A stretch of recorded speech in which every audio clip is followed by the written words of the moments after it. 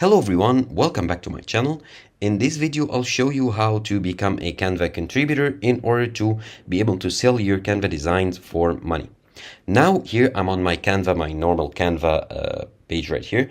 Now what you want to do is to go to Google and search for Canva contributor, or simply go to your website canva.com/contributors, and here that's the website you want to click on.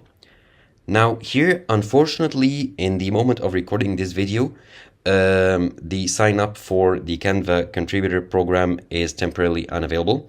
However, I'll just show you what it's about. So you sign up here, you upload your work or your collection of work, and you start earning every time someone uses your items to design in Canva. Now, what can you design in Canva? Lots of things actually. You can design photos, graphics, stickers, and videos. So you have it all here.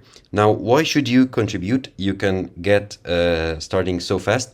It's totally free to start the program, and you can earn money pretty easily sharing your designs for people to use them. Now, if we try to click on signups are temporarily unavailable here, as you can see, nothing happens. However, you can follow and open the page to follow up every now and then. And once it's open, you can go ahead and sign up as a contributor and start selling your designs for money on Canva.